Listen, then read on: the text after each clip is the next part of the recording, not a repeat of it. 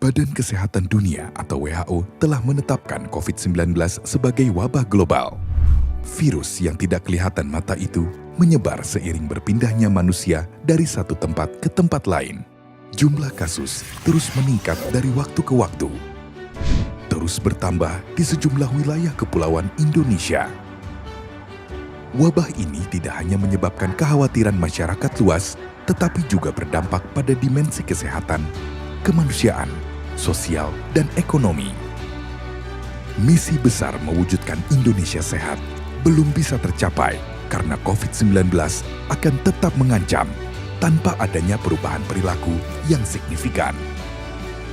Tanpa upaya-upaya edukasi dan mengubah perilaku, maka akan sulit untuk segera menurunkan penyebarannya.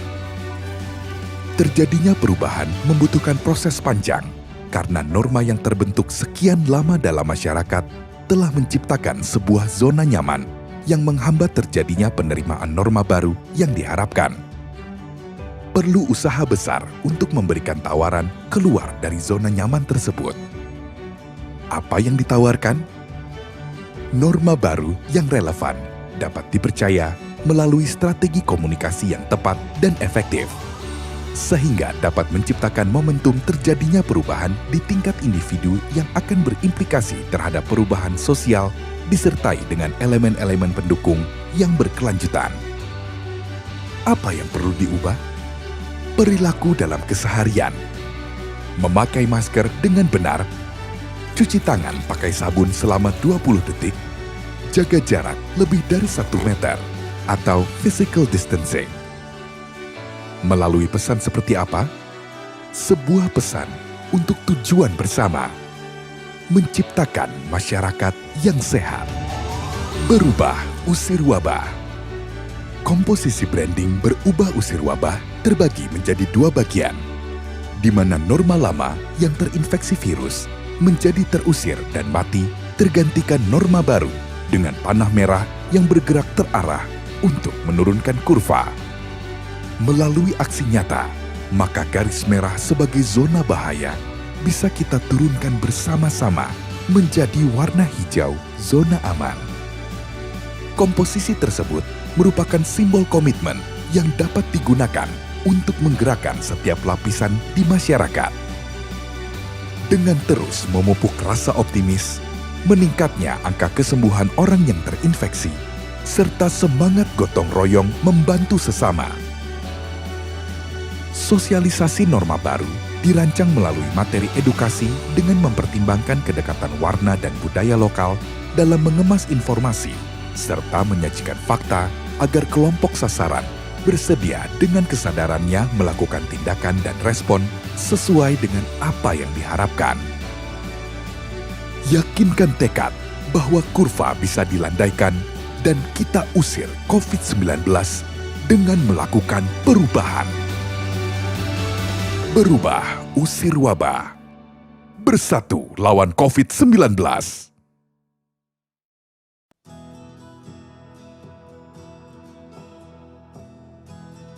Assalamualaikum warahmatullahi wabarakatuh.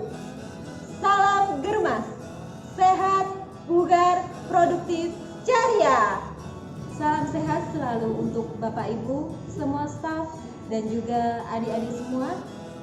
Apa kabar? Semoga di masa pandemi COVID-19 ini kita selalu diberikan kesehatan.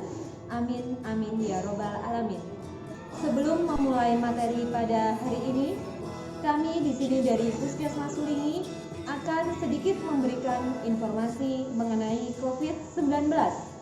Di era new normal ini kita dihadapkan dengan peningkatan kasus penyebaran COVID-19, di mana Kabupaten Blitar, khususnya Kecamatan Mulingi, terdapat 4 kasus terkonfirmasi positif COVID-19, dengan 1 kasus meninggal dunia, sehingga menjadikan Kecamatan Mulingi masuk ke dalam zona merah. Apabila suatu wilayah termasuk ke dalam zona merah, maka belum diperbolehkan untuk melakukan aktivitas atau melakukan kegiatan yang menimbulkan orang banyak atau kerumunan massa, seperti halnya kegiatan sekolah, posyandu, hajatan, atau kegiatan keagamaan lainnya.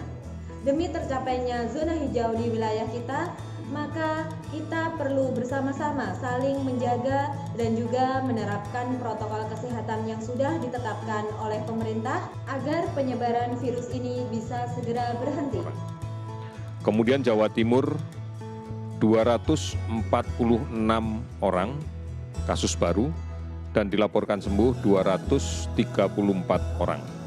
Penambahan kasus yang kita dapatkan dari berbagai provinsi ini didominasi oleh kasus-kasus yang kita dapatkan dari tracing secara agresif terhadap riwayat kontak dekat pasien konfirmasi positif yang kita rawat.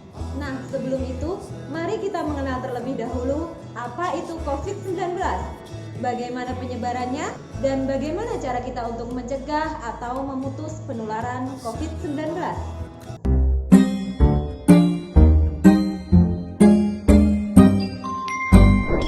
Virus corona itu apa sih? Libur sekolah kali ini rasanya aneh deh. Gak boleh main ke taman, gak boleh ke mall, main sama temenku juga gak boleh. Ayah dan ibuku juga di rumah terus. Tapi kadang ibu harus belanja ke pasar. Terus ayah bilang ke ibu, "Ibu, nanti di pasar jaga jarak ya sama orang-orang." Jaga jarak? Kok kayak mobil sih? Dan waktu ibu pulang, aku berlari untuk memeluk ibuku. Tapi ibu malah bilang, "Jangan dekat-dekat ibu." Aku sedih. Orang-orang pada kenapa sih? Tapi akhirnya aku mengerti. Kalau jaga jarak itu penting. Karena kita sedang berusaha menghindari virus corona. Virus corona adalah virus yang baru ditemukan. Dalam bahasa Latin, corona artinya mahkota. Begitu virus corona masuk ke paru-paru, dia mulai merusak tubuh kita. Kita jadi sakit, demam, bersin, batuk-batuk. Ketika batuk, percikan ludah ikut keluar dari mulut kita. Virus corona dengan menumpangi percikan ludah kita masuk ke tubuh orang lain, kemudian menuju paru-parunya. Meskipun tidak semua orang jadi sakit, tapi virus corona dapat menempel pada siapapun. Karena virus ada di mana-mana. Di rak buku, di taman bermain, di mainan, bahkan di lift yang kelihatan bersih dan mengkilap. Kalau ada orang yang mencet tombol, kemudian dia menyentuh mulutnya, virus corona bisa langsung masuk. Virus corona itu licik banget. Tapi aku tahu caranya biar terhindar. Salah satunya adalah dengan memakai masker. Ketika virus yang melesat ke arah kita, masker langsung menghalang mereka. Aku juga lebih sering cuci tangan pakai sabun alias cat TPS. Aku sukanya bikin busa yang banyak untuk membunuh virus-virus itu. Dan begitu mereka mati, langsung kubilas dengan air bersih. Wih, aku menang! Aku menang! Tapi ada juga orang-orang yang tidak bisa jauh dari virus corona, yaitu para petugas kesehatan, seperti dokter dan perawat. Dengan memakai alat pelindung diri, mereka berperang melawan virus corona setiap hari. Mereka tidak kebal, tapi mereka pemberani, tulus membantu. Semua daerah juga berjuang bersama melawan virus ini. Pemerintah membuat peraturan agar kita semua selamat. Tenaga kesehatan bekerja siang malam demi kesehatan kita. Mari kita taklukkan virus corona bersama-sama. Tapi aku bisa bantu apa ya? Oh, aku tahu. Asal kita tetap di dalam rumah, virus tidak akan menyebar luas. Jadi, aku mainnya di rumah aja. Sementara orang dewasa berperang melawan virus corona dengan caranya masing-masing. Kita tunggu saat virus corona mengakui kekalahannya. Wah, jadi aku bisa main lagi.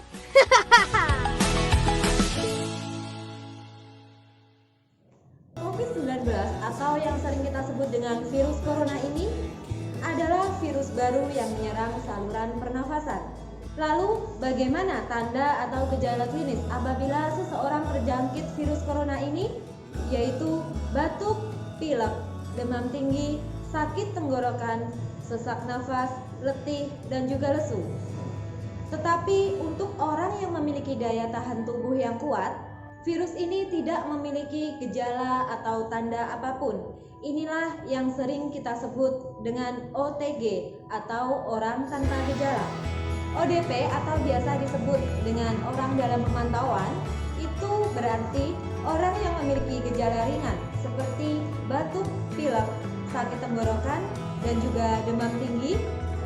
Pasien dengan status ODP disarankan untuk isolasi mandiri selama 14 hari. Orang yang berstatus ODP tidak ada kontak erat dengan penderita positif atau riwayat dari wilayah terjangkit.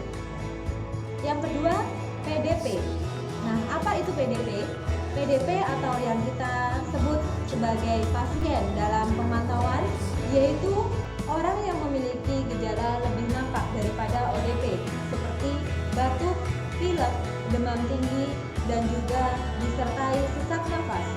Pasien dengan status PDP memiliki riwayat kontak erat dengan pasien terkonfirmasi positif COVID-19 atau riwayat dari wilayah terjangkit. Penanganan pasien PDP harus dirawat di rumah sakit untuk mendapatkan penanganan lebih lanjut.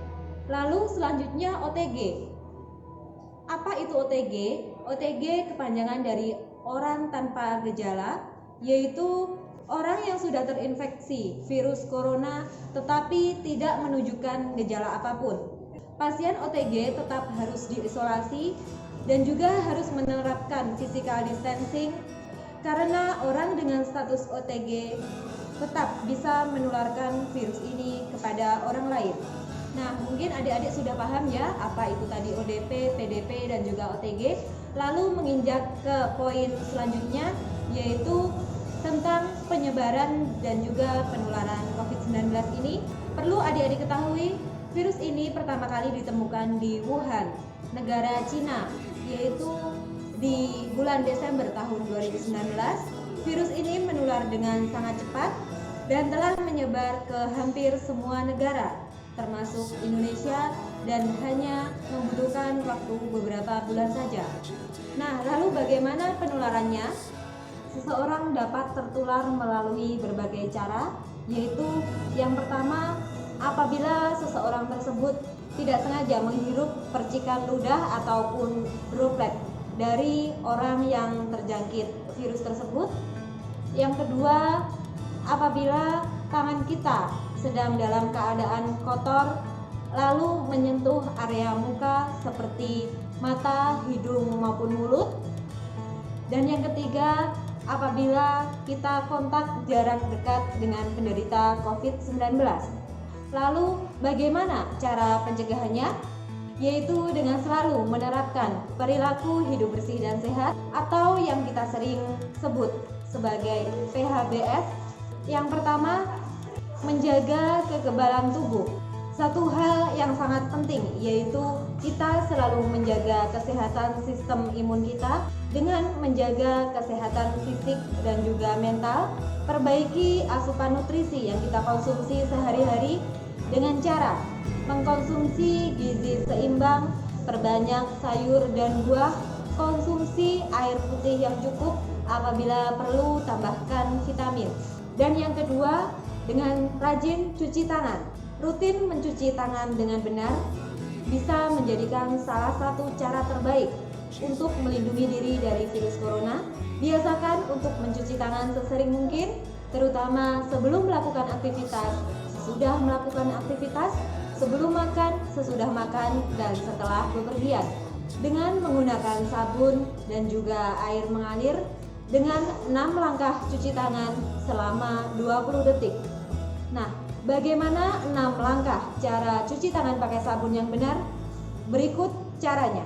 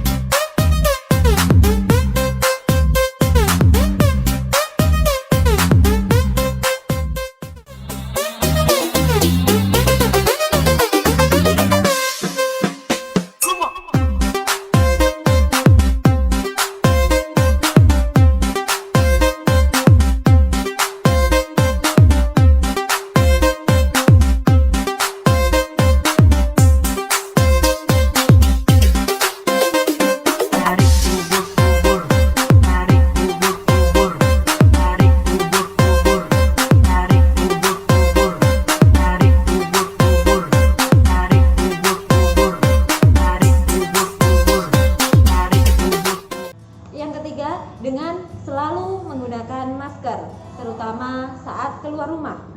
Selalu pergunakan masker dengan cara yang benar, baik di dalam rumah maupun di luar rumah. Lalu bagaimana cara penggunaan masker yang benar? Berikut caranya. Ya, untuk selanjutnya yaitu cara penggunaan masker yang benar. Di sini saya memegang dua jenis masker, yaitu masker yang pertama, masker medis, dan masker yang kedua yaitu masker non medis atau masker kain yang biasa kita pakai sehari-hari. Dimulai dari yang pertama yaitu cara penggunaan masker medis. Pegang masker medis pada area talinya saja, jangan memegang di area luar atau dalam. Lalu pakai maskernya.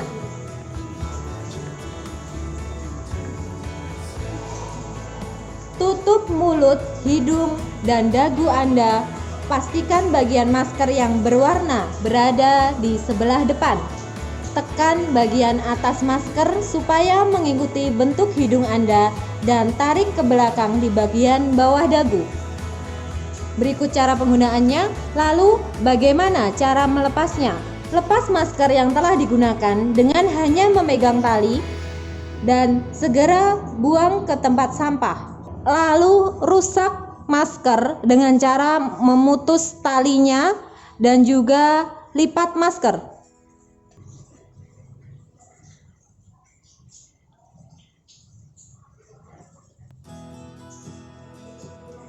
Lalu segera buang ke tempat sampah tertutup.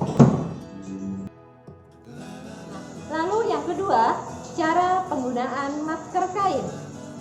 Tutup mulut, hidung, dan dagu Anda menggunakan masker. Lalu tali bagian belakang dengan erat. Pastikan hidung, mulut, dan juga dagu Anda telah tertutup oleh masker. Yang keempat, terapkan etika batuk dan juga bersin yang benar. Biasakan menutup hidung dan mulut saat bersin dengan menggunakan lengan atas bagian dalam. Gunakan tisu. Segera buang tisu yang sudah dipakai ke tempat sampah tertutup. Lalu cuci tangan pakai sabun menggunakan air mengalir, atau dalam keadaan darurat bisa juga menggunakan hand sanitizer. Nah, poin kelima yaitu menjaga jarak atau physical distancing. Walaupun di era new normal ini kita sudah boleh beraktivitas seperti biasa, tetapi kita tetap wajib menerapkan physical distancing dengan menjaga jarak aman, terutama dengan orang yang sedang mengalami batuk, pilek, atau gangguan pernafasan. Pastikan untuk jaga jarak setidaknya 1 meter untuk menghindari penularan virus corona. Juga hindari kontak fisik dengan orang lain, hindari jabat tangan, cukup menyapa saja. Protokol kesehatan tetap harus diterapkan, terutama saat kita berada di luar rumah, dan disarankan untuk tidak menghabiskan waktu di luar rumah apabila tidak dalam keadaan yang sangat penting, seperti halnya nongkrong di kafe bersama teman-teman.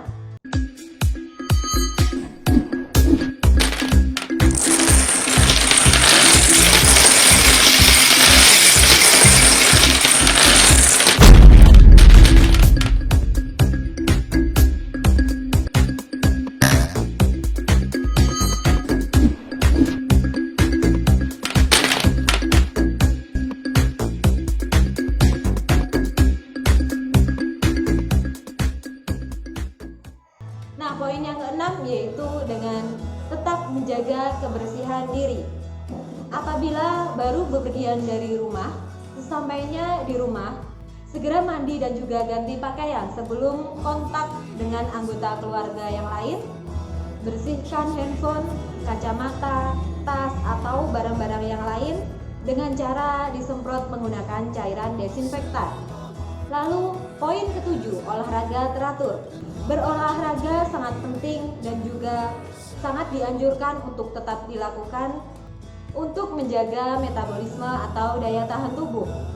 Luangkan waktu kurang lebih 30 menit setiap harinya agar daya tahan tubuh tetap terjaga. Nah, poin yang terakhir yaitu adik-adik diharapkan untuk tetap menjaga kebersihan lingkungan rumah masing-masing dengan cara amati benda-benda yang ada di lingkungan kita, yaitu benda yang sering kontak fisik atau sering disentuh oleh kita, yaitu dengan cara dilap ataupun disemprot menggunakan cairan desinfektan. Oke adik-adik, salah satu hal yang penting kita harus lakukan saat ini adalah tetap menjaga kesehatan diri dan juga lingkungan kita di masa pandemi COVID-19 ini agar kesehatan tubuh kita tetap terjaga dan tidak tertular oleh virus corona atau penyakit menular lainnya. Melakukan tindakan pencegahan yang dimulai dari diri sendiri dan juga orang-orang terdekat, baik saat berada di rumah maupun ketika berada di tempat umum. Dengan tetap mematuhi protokol kesehatan yang sudah ditetapkan, kondisi tubuh yang sehat dan juga aman akan menghadirkan ketenangan, sehingga kita bisa terus menikmati hidup dan memetik pelajaran penuh makna dari situasi pandemi COVID-19 ini. Tetap semangat dan berdoa agar pandemi COVID-19 ini segera berakhir. Mungkin demikian tadi sedikit sharing informasi dari kami. Apabila ada kurang lebihnya kami mohon maaf. Billahi taufiq wal hidayah, waridha wal inayah. Wassalamualaikum warahmatullahi wabarakatuh. Salam Germas, sehat, bugar, produktif, ceria. Apakah kehidupan kita saat ini berubah? Adaptasi kebiasaan baru mengingatkan kita bahwa COVID-19 masih mengancam. Adaptasi kebiasaan baru merupakan langkah penyesuaian yang harus dilakukan untuk kehidupan yang lebih baik. Dengan perilaku hidup bersih dan sehat, tetaplah menjaga kesehatan sendiri, menjaga kesehatan keluarga, menjaga kesehatan lingkungan, karena ini dunia kita. Adaptasi kebiasaan baru mengharuskan kita tetap waspada.